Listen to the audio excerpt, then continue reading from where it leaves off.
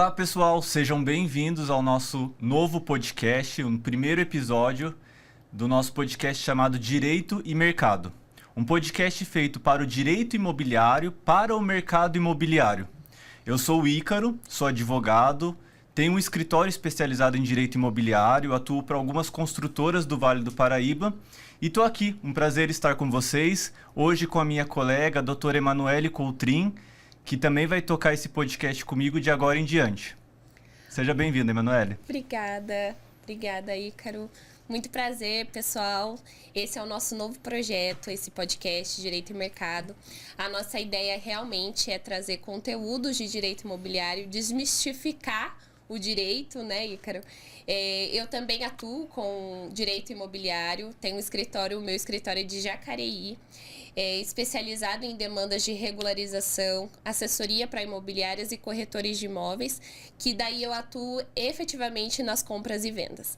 Então, é um prazer estar aqui dividindo também esse canal com você, esse nosso projeto que a gente está desenvolvendo, para falar, para abrir para o público, né, sobre o direito imobiliário, sobre o mercado imobiliário, tendências, porque é muito importante a gente trazer isso, desmistificando mesmo, né, a parte burocrática. O direito é muito burocrático, então nada como jovens falando para outras pessoas numa linguagem mais acessível, trazendo as novidades também do direito e também do mercado imobiliário. Exato, com certeza. Eu super fico feliz você ter aceitado o convite. A ideia aqui é que seja um bate-papo leve mesmo, descontraído, a gente trazendo no nosso dia a dia as questões que estão impactando o mercado, os problemas que a gente está tendo, os nossos clientes estão tendo, os que trazem para a gente dentro do escritório tocar. E tudo isso de uma forma muito leve mesmo, porque eu sinto que às vezes é tudo tão burocrático, tudo tão difícil para as pessoas entenderem. E o mercado imobiliário, ele está no dia a dia das pessoas, né? As pessoas estão fazendo negócio imobiliário, seja no momento que vai comprar o primeiro imóvel, no inventário, numa locação. Então, ele está muito presente no dia a dia. Só que, ao mesmo tempo, parece que tudo é muito difícil para as pessoas. Então, acho que a ideia aqui do nosso podcast é justamente a gente trazer as nossas vivências do dia a dia e, com isso, conseguir trazer de uma forma informativa para as pessoas. Eu também acredito que isso vai... Aliás, não tenho dúvidas que o nosso podcast vai ser excelente para quem está começando na carreira, né?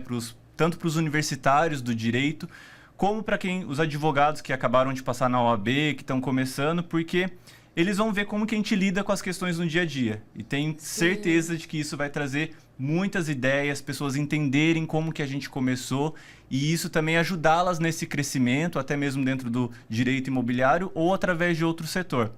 E isso é muito interessante porque eu costumava dizer que as pessoas elas confundiam muito a atuação do advogado de direito imobiliário com o advogado civilista. Né? Porque a gente não tem essa matéria na faculdade de direito imobiliário. Então, quando a gente vai se especializando, a gente vai atuando, a gente vê essa oportunidade. É uma ramificação do direito civil. Mas quando você está na faculdade, ninguém fala sobre direito imobiliário. Exato. Né? Então, às vezes, até quando eu me apresentava como especialista em direito imobiliário, as pessoas falavam, nossa, eu nem sabia que tinha essa demanda. Eu falei, sim, trabalha com compra e venda, com locações, com regularização de imóveis, enfim, porque as pessoas têm essa dificuldade mesmo de entender o que faz um advogado de direito imobiliário.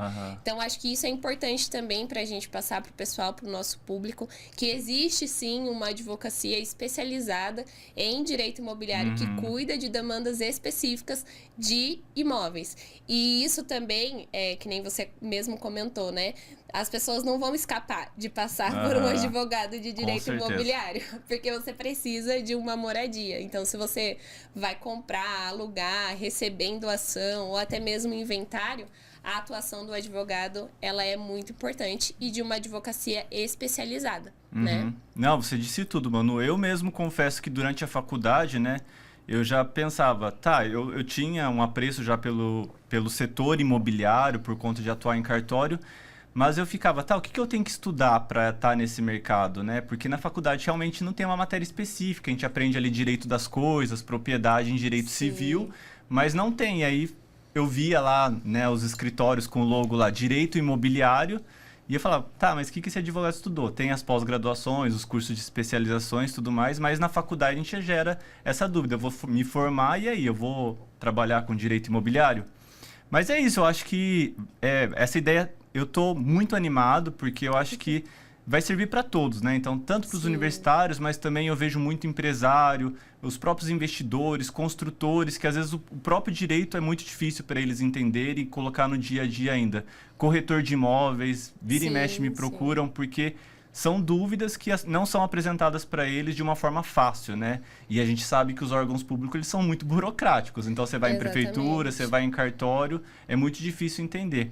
Então, assim, os nossos episódios com certeza vão ajudar muitas pessoas e a gente fica muito feliz de poder trazer isso também, expor um pouco do nosso trabalho, do nosso dia a dia e contribuir aí com o mercado. Exatamente. E essa questão, né, do início de carreira, eu também, né, na época da faculdade, eu gostava da parte de direitos reais, assim, mas a gente não tem esse aprofundamento mesmo. O que faz o advogado de direito imobiliário? O que na prática realmente é aplicado? Né? E aí esse conhecimento, é claro, depois eu fiz uma pós-graduação, mas a pós-graduação também a gente sabe que é muita teoria e pouca prática. Demais. E aí realmente o dia a dia é o que faz a diferença, né? E essa bagagem que a gente vai tendo, né? Que a gente vai também trocando, né? Fazendo networking com pessoas, outras pessoas também do mercado imobiliário que são de outros nichos, né? Corretores de imóveis, construtores, enfim. E aí a gente vai tendo uma bagagem também mercadológica, né? Porque, na verdade, o direito imobiliário, ele também lida muito com essa questão mercadológica, né? O que é importante, o que está tendo de tendência, né? Dos empreendimentos mesmo. Então, isso é importante a gente também saber, não só da parte do direito, mas a gente também entender que para trabalhar com direito imobiliário precisa ter um conhecimento multidisciplinar. Com certeza.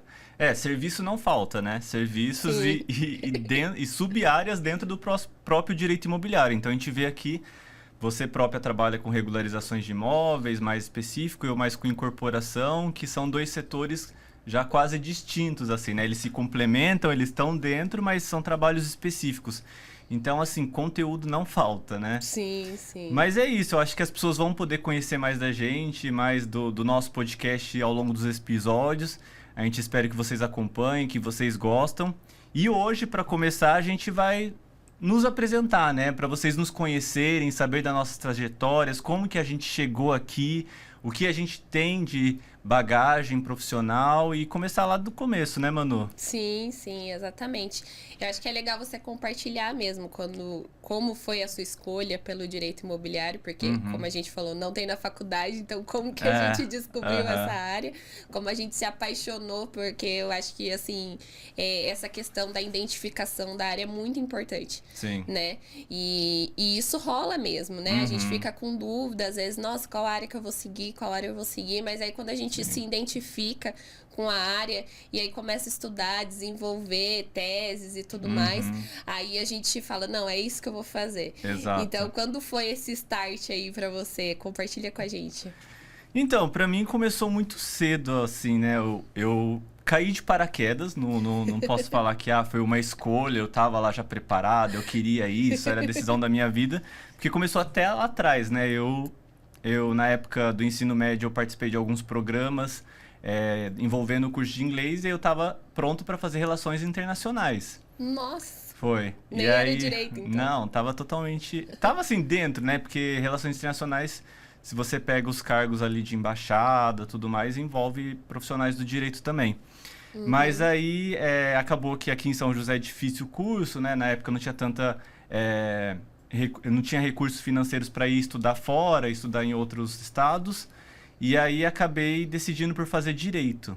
E foi uma escolha assim muito... sem ter toda aquela... Eu não sabia eu sabia que direito era advogado, virava advogado. Depois que eu fui descobrir as outras carreiras, né? E aí na época que eu fui fazer os vestibulares, eu estava trabalhando na Sabesp como jovem aprendiz. Legal. E aí, no primeiro ano da faculdade, eu ainda estava dentro da Sabesp e já comecei a ter contato com alguns advogados. Então, já comecei, olha, eu gosto da área, né, tal. E eu trabalhava no setor comercial da Sabesp, então era uma questão muito burocrática, e aprender a mexer com documento e tal, que eu já Sim. tinha esse apreço. E aí, estava encerrando o meu contrato, foi onde eu fiquei sabendo de uma vaga de estágio lá no cartório, no terceiro tabelião de notas. E aí eu entrei no Legal. primeiro ano da faculdade lá e fiquei até o terceiro ano da faculdade. E lá Nossa, foi ficou bastante tempo. demais. Eu fiquei 3 anos, eu entrei como estagiário do setor administrativo, aí fui trabalhar como auxiliar notarial, inclusive trabalhava com Israel, que é substituto hoje do terceiro tabelião, e nossa, eu devo muito a ele, porque ele me ensinou tudo. Se eu tenho esse amor pelo direito imobiliário, vem muito do que ele me ensinou lá nesse começo, né? E lidava com documentos, com escritura, doação, permuta, inventário, muita parte de cartório. Então foi ali que eu falei, cara, eu gosto desse setor, sabe? E aí já tinha o caminho que, independente da carreira jurídica que eu seguisse, sempre ia ter esse pezinho no direito imobiliário. Então foi esse começo, assim. E aí, como eu fiquei até o quarto ano da faculdade, desenvolvi muito conhecimento, né? Porque cartório, a gente aprende muito a base ali do registro, da ata notarial, das escrituras, da análise do documento. Então, isso tudo veio uma bagagem muito boa para eu me desenvolver depois. E no cartório é muito interessante essa rotina, porque o notário, né, são serviços diversos, né? Sim. Tem escrituras declaratórias de várias coisas, né? A Exato. possibilidade da ata notarial mesmo atesta tanta coisa, Exato. né? Então tem uma liberdade muito grande, assim. Com certeza você deve ter visto muitas coisas Sim. por lá que talvez você não viria em outros lugares mesmo, porque o cartório tem esse diferencial, né? Exato, ele dá a oportunidade de a gente trabalhar com diversas áreas do direito, né? Porque lá a gente tinha que lidar com divórcios, por exemplo, né? Porque na época que eu estava lá começou a vingar o divórcio extrajudicial, o inventário extrajudicial também estava numa crescente naquela época. Então, tinha muita demanda e a gente tinha que lidar com sucessões, com divórcio, daí questões de doação, compra e venda, as escrituras do mercado mesmo propriamente ditas. Então essa bagagem foi essencial para mim, assim, sabe? Depois surgiram as outras oportunidades, foi com tudo isso que eu angariei lá no cartório. E aí daí foi só para dentro a mais do direito imobiliário, né? Porque daí depois eu fui advogar, eu fui estagiar num escritório de advocacia já dentro do mercado imobiliário, porque as pessoas viam esse currículo que eu tinha. E atuei até como advogado júnior depois que me formei no escritório de direito imobiliário, e foi então que apareceu a oportunidade de eu ir para uma construtora. E aí eu fui ser interno de uma construtora. Então você vê que a minha atuação eu caí de paraquedas dentro do direito imobiliário, mas me dei super bem. Hoje eu não me vejo fazendo outras coisas, assim, eu amo o que eu faço, assim, e me dou super bem. Legal. Então, foi isso. E você, como que você caiu no direito imobiliário? Porque a gente está aqui, eu sei que você é uma grande advogada, conhecida no direito imobiliário, mas assim, não sei como que você chegou, né? Sim, o meu é um pouquinho diferente a minha experiência, porque na verdade eu não trabalho com a incorporação, né, com construtoras, eu trabalho mais com a parte de regularização imobiliária. Então, uso capião, adjudicação compulsória, inventários, imóveis rurais, parcelamento irregular do solo, que acontece muito, evitando clientes a comprarem, né, adquirirem áreas nesse sentido. Então, a minha especialidade dentro do direito imobiliário é a parte de regularização.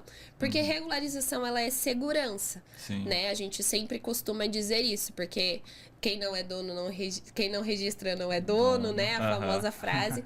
Mas é porque as pessoas têm muita dificuldade mesmo. Elas acham que a escritura é um documento... ou então o próprio contrato, né? De gaveta firma reconhecida. Isso, eu fui no cartório e eu fiz a escritura. Exatamente, com a firma reconhecida. E eu sempre falo, gente, contrato com firma reconhecida, o cartório nem analisa as cláusulas. Ele vai bater ali o olho na assinatura. Autenticar a assinatura. E vai reconhecer que aquela assinatura realmente foi a pessoa que que abriu firma lá e tá tudo certo. Então, o cartório não tem esse dever de analisar o contrato, né? E as pessoas confundem muito o que é escritura, o que é registro, acham que o contrato realmente já tem validade. E essas questões de documentação imobiliária são documentos mais burocráticos. Sim. Que as pessoas não têm muito conhecimento, né? Não sabem analisar uma matrícula, identificar se aquele imóvel ela pode comprar ou não, se tem algum risco, se tem algum ônus, enfim. Então, a minha atuação é mais voltado para a regularização de imóveis. E a minha paixão, né? Eu também na faculdade gostava já de direitos reais. Eu falava, nossa, é um tema interessante, assim, sempre me dei muito bem com essa matéria. E eu fiz estágio na Defensoria Pública. E a Defensoria Pública sempre tem muitas ações de uso capião. Então, o defensor, ele já deixava esquematizado já. Chegou o uso capião, a Manu vai fazer. E aí eu já ia fazendo várias iniciais de uso capião, aprendi a analisar. Já virou especialista ali dentro do estágio, né? Lá no estágio mesmo. E aí eu já sabia analisar, né? Que nem certidão vintenária. Gente, o que era isso? Todo mundo ficava, gente, o que é isso? E aí o defensor me explicou, e aí eu sabia analisar, né, a parte técnica, que daí a gente encaminhava para o engenheiro elaborar a planta, o memorial descritivo da casa da pessoa, e aí a gente atuava mais com a uso capião.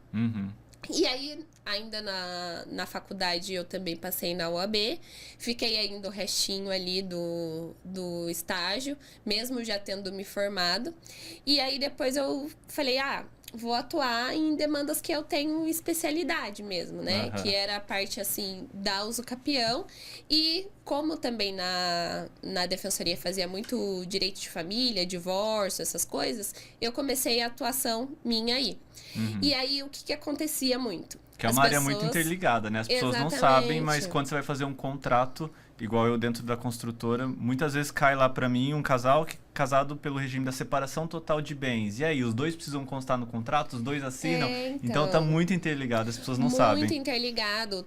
O regime de bens, ele impacta muito nas transações imobiliárias. E isso realmente é uma dificuldade das pessoas entenderem. E aí, o que acontecia muito? As pessoas vinham até mim, queriam se divorciar. Eu tenho um imóvel aqui, a gente quer partilhar. Eu falei, então me traz a matrícula do imóvel. Não, a gente só tem contrato. E aí eu comecei a perceber demandas que começavam a serem linkadas, né, com o direito de família ali, com as demandas de divórcio, quando eu identificava que o casal tinha um imóvel irregular. Então foi onde eu realmente comecei a me inserir no direito imobiliário. Aí as pessoas já, às vezes alguns advogados, né, falavam assim, Manu, já que você gosta de fazer uso capião, vamos pegar esse caso aqui junto? E aí foi onde eu comecei a desenvolver, fazer parceria e tal. E aí, realmente, o direito de família foi uma entrada ali para que eu pudesse realmente atuar com regularização de imóveis. E isso foi uma porta muito, muito importante, assim, na minha vida, eu falo, porque as pessoas, às vezes, o advogado, ele para no meio do caminho, faz o divórcio da pessoa, fala, tá aqui a sentença, ótimo, segue a vida. Tá, mas e aí o final? E registrar tem advogado, o formal de partilha? Exato, isso que falar. Tem gente que nem registra, nem caminha pro cartório, a pessoa fica com aquele formal de partilha acreditando que o imóvel é dela já, ficou pra mim, no divórcio exatamente. não foi. E outra coisa também, às vezes o marido, né, o cônjuge deixa pra esposa o imóvel na totalidade, é uma doação. Dependendo do valor, incide o imposto, ITCMD. E aí o advogado não faz o lançamento do ITCMD. Teve um cliente uma vez que ele veio no meu escritório para eu fazer a declaração de TCMD, porque o advogado dele tinha feito o divórcio. E o advogado falou assim, olha, agora é só você ir lá no cartório. Aí ele foi lá no cartório, o cartório exigindo a declaração de TCMD. Aí ele falou assim, olha, eu não sei o que fazer. Aí eu falei, você já falou com o seu advogado? Ele falou assim, já falei com ele. Ele falou para eu procurar uma imobiliária para fazer a declaração de TCMD. Falei, gente, não. É porque realmente provavelmente ele não sabia fazer essa declaração de TCMD. E a gente precisa se atentar. Então, assim, olha como o direito de família, né, impacta no direito imobiliário. Sim. Na verdade, o direito imobiliário, eu falo, é interdisciplinar, né? Ele conversa com o direito de família, conversa com o direito ambiental, tributário. Sim. Então, até, né, questões criminais, muitas das vezes também, não é minha área, acho que isso sua também não. Aí já se afasta um pouco. Mas, embora às vezes tenha algumas posses ilegais, aí a gente tem que correr na delegacia, né?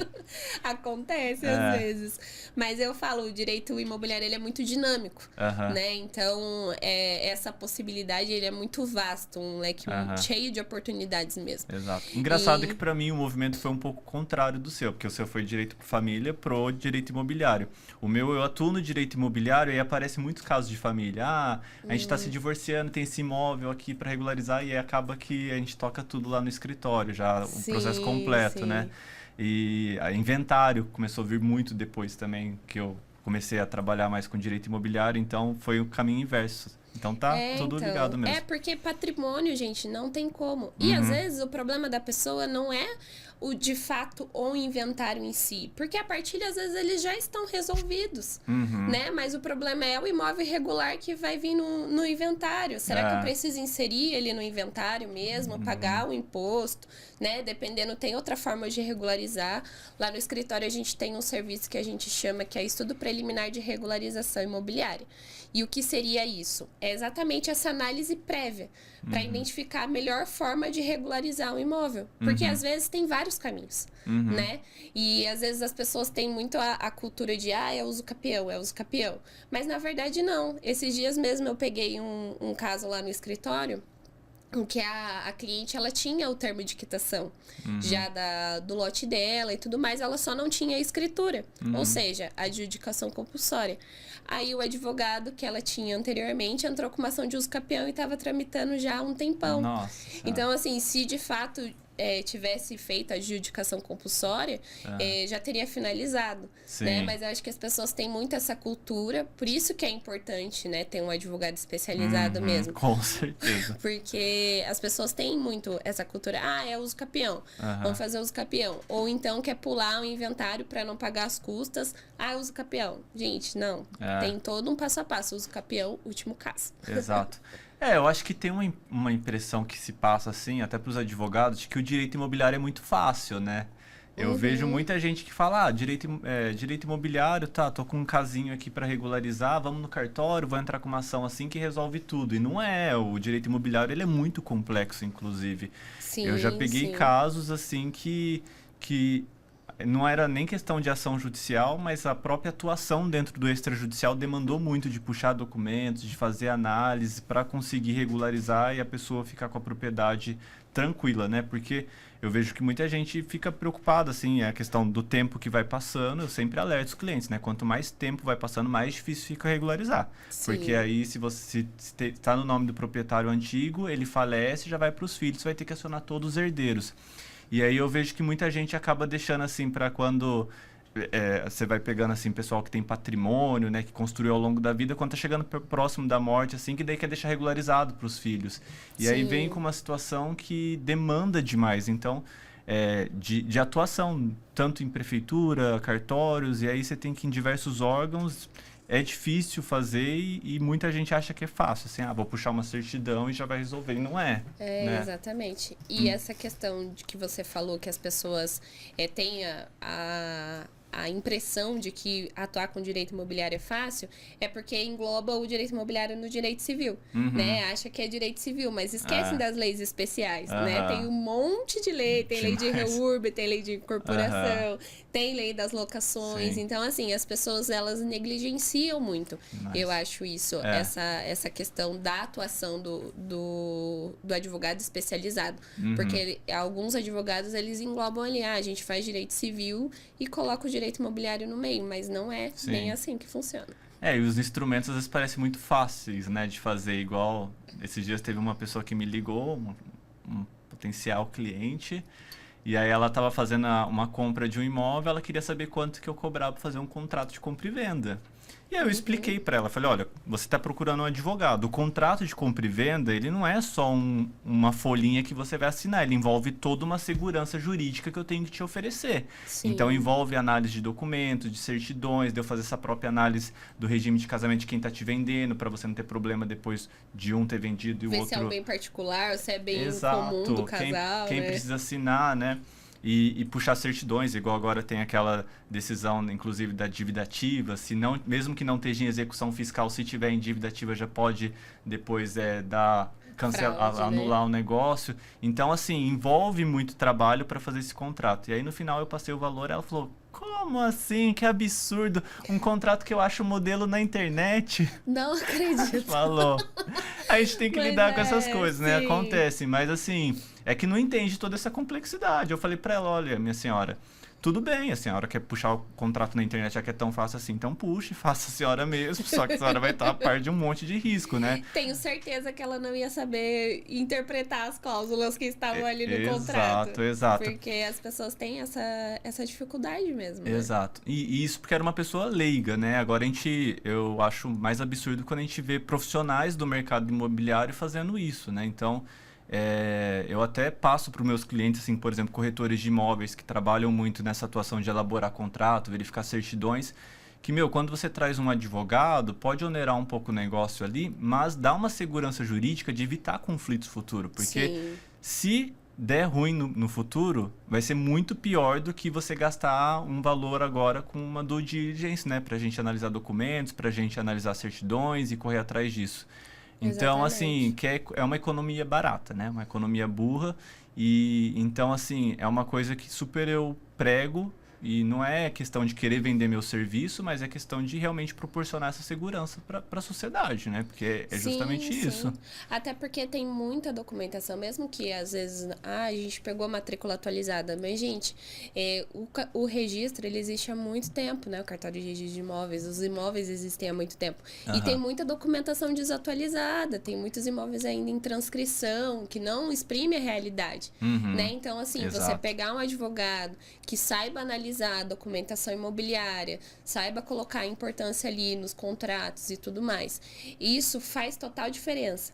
Eu vejo assim também na minha atuação, eu também advogo para imobiliárias e corretores, e eu vejo que as pessoas têm bastante dúvida quando a gente envia os contratos, assim, as partes mais técnicas, né? Eles têm dúvidas. E aí a gente agenda uma reunião, esclarece com o comprador, com o vendedor, olha, a gente vai agir assim, né? A parte de interveniente quitante mesmo, que acontece muito quando a pessoa tem o crédito, né, ali aprovado e tudo mais. E aí a gente esclarece. E aí a pessoa se sente mais segura, né? Ah, então tô assinando algo que realmente eu estou entendendo. Exato. Né? Porque o advogado também é para fazer isso, né? Para agir com transparência. Exato. Né? A gente não tá ali com... é claro, a gente entende a necessidade do nosso cliente, que ele precisa fechar a venda, mas também a gente tem que pensar em evitar prejuízos. Sim. Porque não adianta nada a gente fechar todas as vendas. Perfeito, vamos fechar, vamos só amarrar aqui. E aí chega lá na frente, vem distratos, né, para serem feitos. E aí... Que gera muito mais prejuízo. Exatamente. Então, e o mercado imobiliário, eu vejo assim que as pessoas desconfiam bastante, né? De corretor, de advogado. Tem essa questão, quer agir com malandragem e tal, tem pressa no negócio. E eu acho que a gente precisa quebrar essa barreira. Exato. Porque a gente está aqui, na verdade, para gerar segurança. Sim, né? total. E os nossos clientes também. Se eles contam com a gente, é porque eles estão se importando em se posicionar no mercado como referência. Exato. Né? E para terem realmente ali um retorno, para que outras pessoas possam vir fechar negócios com eles também. Então, acho que isso é muito importante. Claro. Né? Esse acompanhamento jurídico, técnico, para que a gente possa gerar segurança e mudar realmente a realidade, né? Porque a gente vê aí que 50 milhões, né, de imóveis irregulares no Brasil, não lembro exatamente o número agora, mas assim, o volume é muito grande. E as pessoas estão fazendo negócio, porque as pessoas precisam de imóveis. Sim, né? precisa moradia, então, né? É um setor, assim, uma necessidade, não é? Né? Exatamente. Então, assim, é uma questão que envolve a sociedade. Mas foi legal isso que você falou, porque...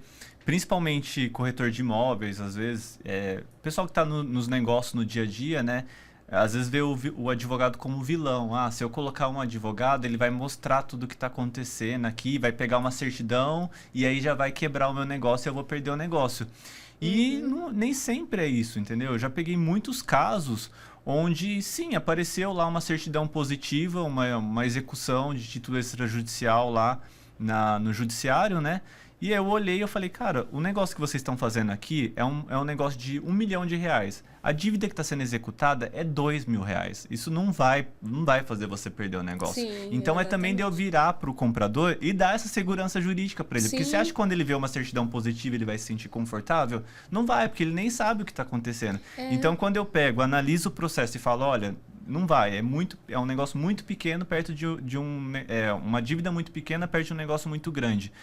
E você passar essas pessoas para as coisas, para a pessoa que está participando do negócio, para elas também saberem dos riscos que elas estão assumindo. Porque tem gente que prefere, nossa, é um negócio da minha vida, isso aqui é muito... Eu juntei dinheiro, eu tô aqui, eu quero comprar esse apartamento, é o apartamento do meu sonho, então vou assumir esse risco, entendeu? E você expor e a pessoa assumir. Mas ela tá ciente que ela tá fechando o negócio com aquela mácula ali, uma certidãozinha positiva, alguma coisa, e ela já se resguardar de outras formas quanto a isso. Então, não necessariamente vai brecar o negócio, vai desistir da venda, não. O advogado também está ali para expor a situação e achar outras formas de trazer segurança jurídica. Exatamente. E é esse o nosso papel. Exato. Criar viabilidades. E a gente não quer cancelar os negócios, né? A gente quer realmente que os negócios tenham segurança. E é exatamente isso que você falou. Da gente trazer ali os apontamentos e falar, olha, vamos tentar negociar, vamos eliminar essa dívida. Eu lembro uma vez a gente tinha uma negociação lá na imobiliária que é minha cliente e o cliente de fato tinha vários apontamentos na certidão positiva dele, né? Deu várias ações.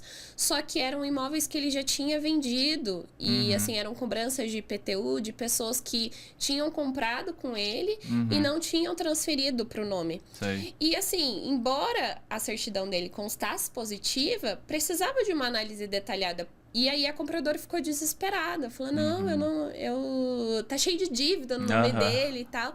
E não é assim. Exato. Então o papel do advogado é exatamente esse. Falar, olha, chamar as partes, falar, olha, tá vendo essas ações aqui? Nem compete mais ao cliente, né? Ele já vendeu, já a legitimidade é de outra pessoa.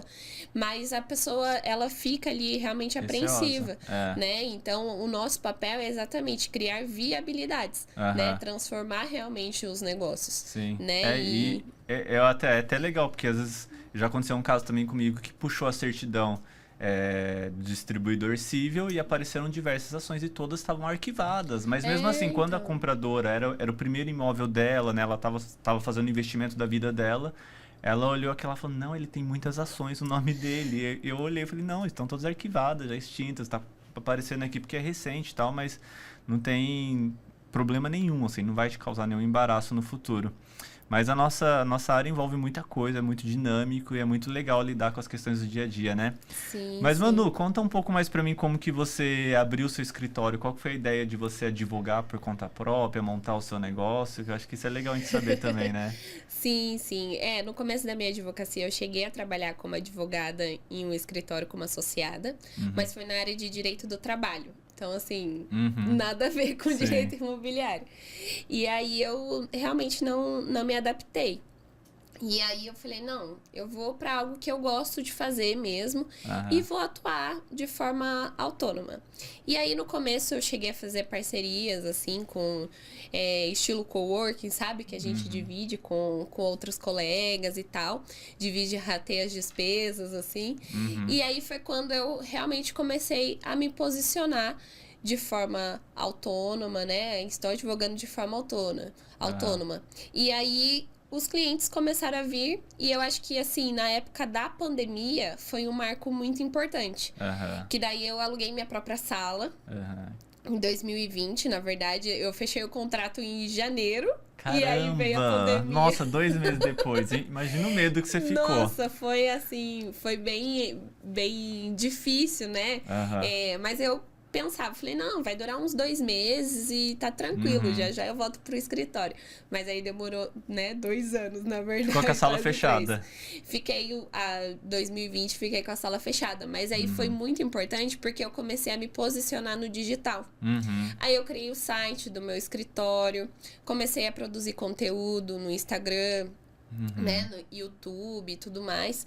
E aí foi onde realmente as pessoas começaram a me ver como referência no direito imobiliário, por compartilhar o conteúdo. Sim. E aí nessa época foi muito, muito bacana, porque daí a pandemia, eu falo que foi muito difícil para alguns setores, mas eu acho que para a advocacia possibilitou muita coisa. A atuação do advogado, ela se expandiu muito nesse momento, Sim. porque os clientes começaram a aceitar mais o digital, né? As vídeos chamadas, reuniões virtuais. Então, isso possibilitou atender clientes de diversos lugares do Brasil. Exato. Nessa época, porque as pessoas já estavam mais abertas a essa questão remota, né? Então, nesse ano de 2020 foi um ano muito importante para mim, assim, embora tenha acontecido, né, a pandemia, tenha sido muito difícil para muitos setores, mas eu acho que no direito imobiliário foi um divisor de águas, assim, que foi onde o meu escritório realmente começou a crescer. Hoje eu tenho equipe, né? Tenho 3 pessoas que trabalham comigo lá no escritório. Então, foi muito importante esse posicionamento digital para que eu pudesse crescer aí, desenvolver meu escritório. E era um movimento que também o judiciário já vinha, né? Já vinha com o processo digital, já Sim. tinha um pingado ou outro de audiência online e tal. Mas eu vejo que a nossa atuação ainda era muito difícil, assim. Então, era tudo... O pessoal queria ir presencial, cartório mesmo, você tinha que ir no balcão e tal. E aí, eu acho que a pandemia ensinou as pessoas quanto a esse novo comportamento. Mas pra gente foi ótimo, assim, pra parte de divulgação do trabalho mesmo, né? Sim. Saiu daquele modo analógico de entregar cartãozinho e a gente conseguiu ter um alcance maior. E hoje eu vejo, assim, por exemplo, lá no escritório... eu consigo fazer escritura digital, né? Porque o cartório manda a minuta, eu confiro, mando para o cliente revisa e depois assina pelo e-notariado. Aí eu mando pro cartório de registro para registrar pelo registradores. Já Digital aconteceu de alguns clientes que eu nunca nem tive presencialmente com ele. Esses dias, inclusive, eu estava saindo de casa para ir para academia, aí vi um cliente passando assim, eu falei, oi, não sei o que. Daí ele olhou estranho assim, daí eu falei, sou o Ícaro e tal dele. Ah, oi, doutor, não sei o que e tal. Porque ele foi uma indicação e todas as nossas conversas foram online. E aí, depois disso, ele fez a aquisição de 2 imóveis e tudo correndo online, o contrato, depois a escritura. E foi uma ferramenta excelente, porque ele também morava no Sul, depois ele já vinha para São José, por isso que ele me procurou aqui. Legal. Mas foi uma bagagem para a gente tanto se promover, né? E a gente que é advogado começando no mercado, então... foi legal usar as ferramentas a esse favor. Eu vi que você usou muito bem, assim, o seu Instagram, seu site, é tudo muito, muito bom, assim, parabéns. Obrigada. E as dificuldades de começo de escritório, assim, você tinha dia que você ficava, putz, será que vai dar certo? Sim, Dúvidas? sempre tem, né? Eu falo, gente, a gente dá o passo e Deus dá o chão, sabe? Foi bem isso. Sim. E essa questão da pandemia deu uma certa insegurança também em questões financeiras, porque tinha bastante cliente que eles pagavam no escritório e chegou uma época, até um mês, eu acho que foi abril, que até as lotéricas estavam fechadas, não tinha Pix, né? Naquela época não tinha Meu Pix Deus. ainda. Parece um mundo muito distante, mas não Sim. tinha Pix. E aí as pessoas tinham essa dificuldade até para fazer o pagamento. Aí eu lembro que teve um mês que eu falei, meu Deus do céu, como que eu vou fazer para receber os clientes? Mas deu tudo certo, enfim. Mas é uma questão de desafio mesmo. Eu falo empreender, né, em qualquer área, mas enfim, na advocacia, o empreendedorismo, a gente também precisa tratar o nosso escritório como uma empresa. Claro, total. Né?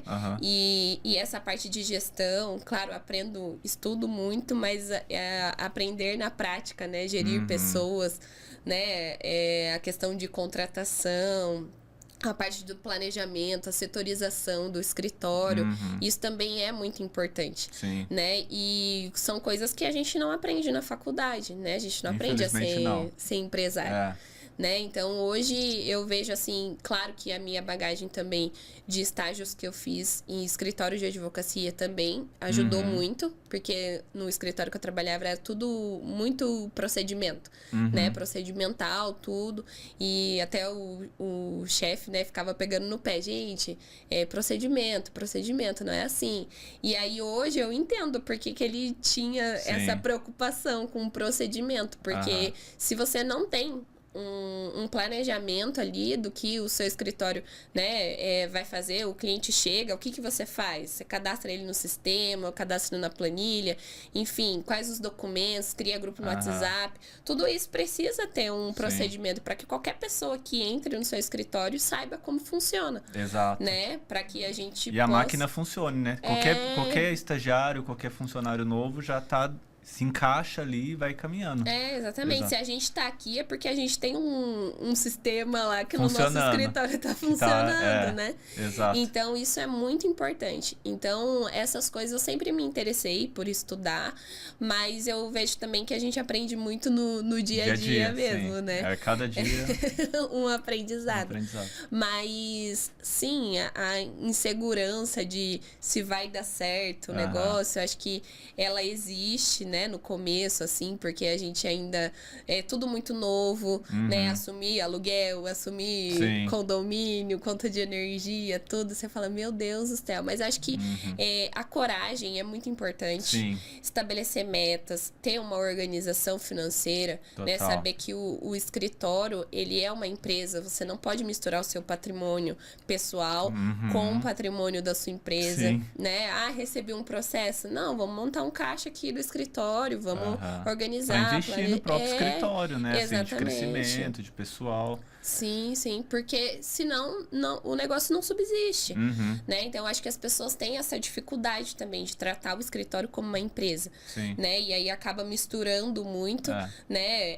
Fala, nossa, ganhei 100 mil aqui num processo. Gente, não é todo seu. Exato, o escritório faturou isso, mas você precisa saber aquilo que, de fato, você tem que ter um planejamento, distribuir investimentos, separar para despesa. Então, essa consciência, ela é muito importante. Eu acho que isso foi o que me deixou mais segura também na pandemia. Porque assim, se não entrasse, eu tinha um caixa. Claro. Não, eu concordo totalmente com você, porque o trabalho do advogado já pressupõe muito uma atuação ali, às vezes, que se deixar você acaba ficando muito sozinho, inclusive, né? Se você pegar 10 processos e ficar na sua mesinha tocando esse processo, você vai ficar isolado ali. Só que o escritório não cresce dessa forma. Você precisa estar também, igual você falou, nas mídias digitais, se divulgando, indo atrás de cliente.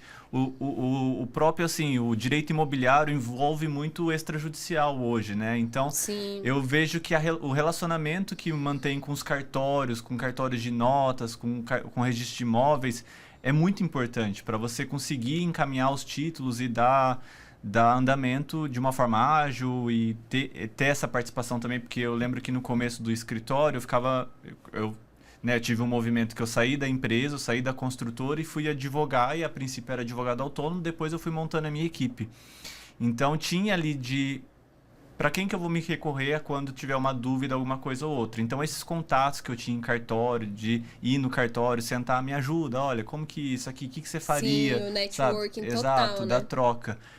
Mas isso que você falou de organizar o escritório como uma empresa também eu vejo muito importante. Eu tive um movimento um pouco diferente, mas eu também tive essa consciência, porque eu estava dentro da construtora e aí no meio da pandemia eu já tinha organizado a casa, né? Porque eu entrei lá em 2017, quando estava aquele boom do distrato, diversas ações, todos os clientes que compravam na planta estavam desistindo por conta da crise financeira, não tinha como terminar de pagar, ou simplesmente precisavam desistir porque não poderiam continuar o investimento naquele momento, né? E aí veio um boom de ações, então foi onde eu entrei. E aí, depois de alguns anos, no meio da pandemia, eu já tinha até organizado a casa, esses processos a gente conseguiu reduzir bem o judicial e organizar a parte interna desse vamos resolver isso antes do cliente entrar com o processo, né? E aí tinha muitas A questões. parte consultiva mesmo, né? Exato, preventiva ali, né? De melhorar os contratos, melhorar. Lá eu lidava também muito com a questão da construção civil, não só da incorporação, da parte da venda do imóvel na planta, de incorporação no cartório, mas também dos contratos de empreitada, do relacionamento com os sindicatos, com todos esses órgãos. Então eu consegui organizar a casa para deixar boa para eles, e aí foi onde eu decidi sair para fora, e eles vieram como meu primeiro cliente, porque já estava tão legal. organizadinho que a gente fez um acordo e eles falaram, legal, a gente vai continuar sendo seu cliente, você vai atender a gente de fora agora. E aí foi em 2021, no meio da pandemia, teve uma flexibilização ali do lockdown, né? E foi onde eu decidi, até porque tinha outras oportunidades de negócio, mas eu já fui com essa consciência da empresa, porque como eu estava no mundo corporativo, eu via, tá, para eles venderem um imóvel, eles têm que ter a equipe de engenharia que vai construir, eles têm que ter a equipe de projetos, eles têm que ter um marketing, eles têm que ter o financeiro. Não dá pra fazer tudo, né? Exato, sabe? E também evitar tratar aquele negócio como...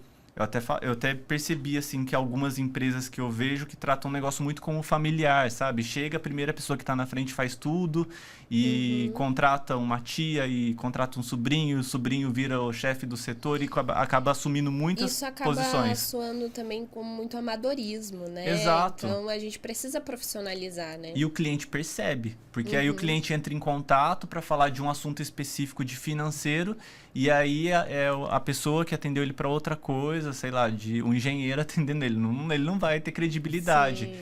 Então isso eu trouxe muito para o escritório também, de ter os setores assim, dividido bem os processos todos controlados, para eu conseguir ter essa liberdade para conseguir fazer as outras coisas também e o escritório rodar independente de mim, porque é isso. A empresa, quando ela vira um CNPJ, né, a própria estrutura jurídica do negócio já vira uma pessoa afastada da sua pessoa natural. Tem a pessoa jurídica, a pessoa natural. Então você tem que perceber que a pessoa jurídica, se você falecer, ela vai continuar andando. É isso, o escritório é isso também.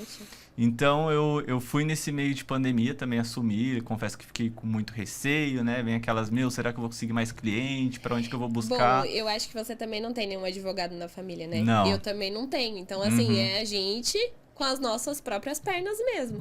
Então, acho que essa questão, né? Será que eu vou vingar como advogado, né? Trabalhando de forma autônoma sem ninguém me conhecer? Eu acho que tem essa insegurança, né? Mas... porque a advocacia é muito de confiança, né? Então, assim, você precisa conquistar o cliente. Então, quanto mais contatos você tiver ali, mais clientes você vai conseguir. E aí, pra gente que não tem ninguém na família, na área, assim, né, o QI, então é mais difícil. Mas, assim, eu acho que a internet democratiza isso, né? Você consegue atingir um cliente que antes você não atingiria. E isso independe se você tem alguém na família ou não, então você consegue estar ali todo mundo de igual para igual. É por isso que é importante o posicionamento. Né? Eu acho que assim, a referência do digital, o cliente já tem que enxergar a gente, já tem que pesquisar ali no Google, enfim, no Instagram, ele já tem que enxergar um profissionalismo e ele já vai fazer o pré-julgamento ali desde o início.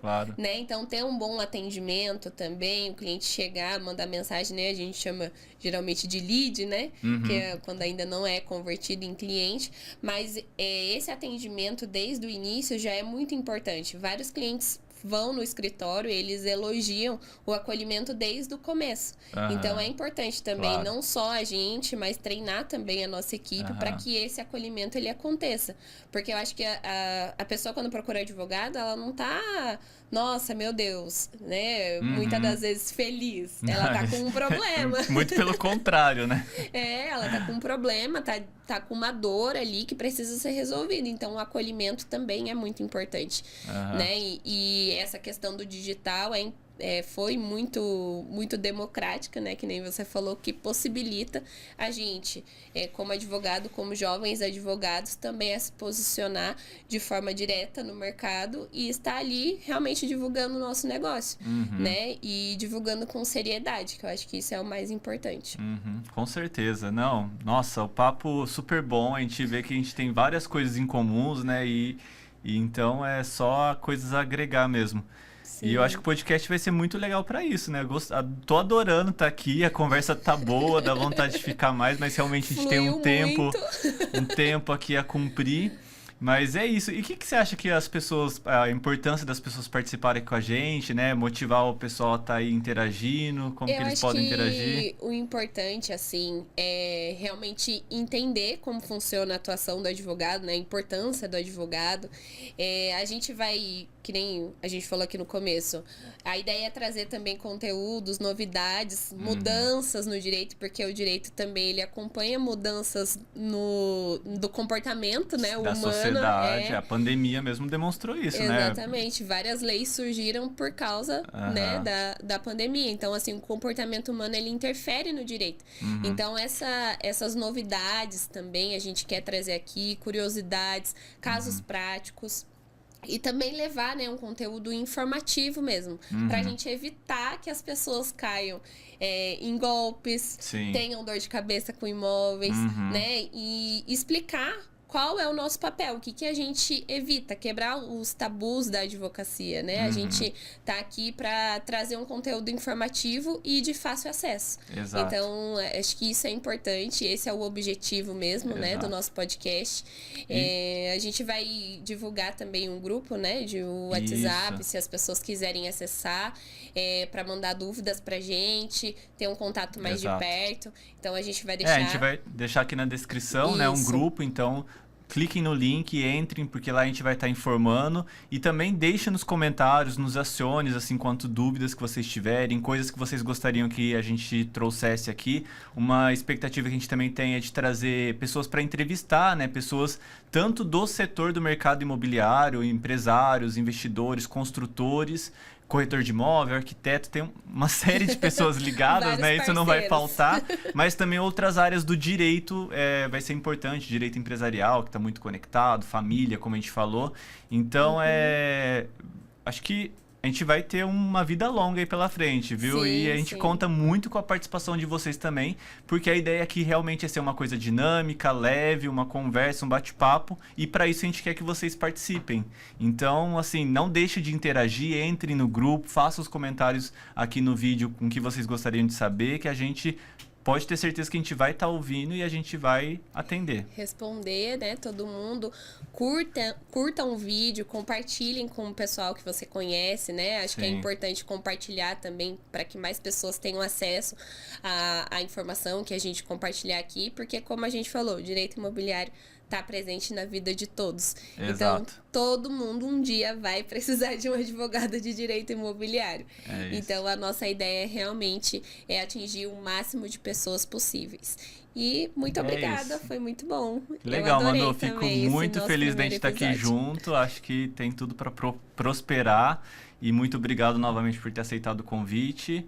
E é isso, pessoal. A gente agradece vocês também de estarem aqui ouvindo, né? 50 minutos aqui, advogado fala quase nada. Então, assim, o tempo foi pouco, mas a gente sabe que para uma pessoa sair também de casa, ficar ouvindo é que gostou, então a gente agradece. E também aproveitar aqui, ó, vou quebrar um protocolo, mandar um abraço para minha mãe, que hoje é aniversário dela, inclusive. Dona Guiomar deve estar lá ouvindo. Parabéns, Dona Guiomar. E é isso, gente. Obrigado, Manu, novamente. Eu que agradeço. E a gente vai lançar os próximos episódios, tá bom? Não vai ser esse único, não. Não vai ficar só na apresentação. A gente vai Então fiquem ligados. Entrem no grupo que a gente vai divulgar a data do próximo aqui. Tá bom?